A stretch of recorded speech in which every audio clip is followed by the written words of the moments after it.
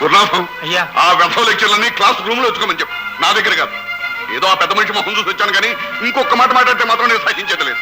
ఆ సంగతి చెప్పు. నిజమేనండి, మీకిన్ని మాటలు అనవసరం. ఇప్పుడు నా మాటగా చెప్తున్నాను, వినండి. కన్నవాళ్ళు తమ బిడ్డల క్షేమాన్ని కోరుకుంటారు. పెద్దింటి కోడలైతే చదువుకున్న వాడికి భార్య అయితే సుఖపడుతుందని ఆశపడతారు. అందుకు వాళ్ళు చావడానికి కూడా సిద్ధపడతారు. కానీ సార్, ఈ కాలపు ఆడపిల్ల కన్నవాళ్ల రక్త మాంసాలతో తన భవంతులు కట్టుకోలేదు. సంతోషంగా జీవితాన్ని పంచుకునే వ్యక్తిని కోరుకుంటుంది. తనను అర్థం చేసుకునే వ్యక్తిని ఆశిస్తుంది. అతను మేడలు, మిద్దెలు, పొలాలు, కార్లు ఉన్నవాడే కానక్కర్లేదు సార్.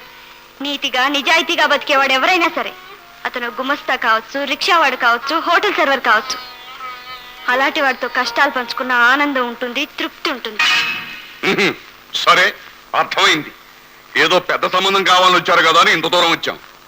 చూడమ్మాయి, తాటాకు విసనకర్ర తక్కువ ఖరీదుకు దొరుకుతుంది. అదే నెమలిపించే విసనకర్ర అయితే ఖరీదు ఎక్కువ అవుతుంది. దంతం విసనకర్ర అయితే ఇంకా ఖరీదు ఎక్కువ అవుతుంది. కావలసింది గాలి అనుకుంటే తాటాకు విసనకర్ర కూడా అక్కర్లా. ఆఖరికి చిత్తు కాగితాల పుస్తకంతో కూడా హాయిగా విసురుకోవచ్చు. జగన్నాథం గారు, మీ అమ్మాయి కోరిక అదే అయితే మీకు సమస్య లేదు. వీటికి 50 మంది దొరుకుతారు, 50 మంది. మీ పని చాలా తేలిక చేసేసింది. ఏ జట్కా ఓడనో ఏ హోటల్ సర్వర్నో ఒక లోఫర్ని తీసుకొచ్చి కట్టపెట్టండి. బుద్ధులు ఎలా ఉంటే కోరికలు కూడా అలాగే ఉంటాయి. పదండి పదండి, ఇంకా కూర్చున్నావరాలే.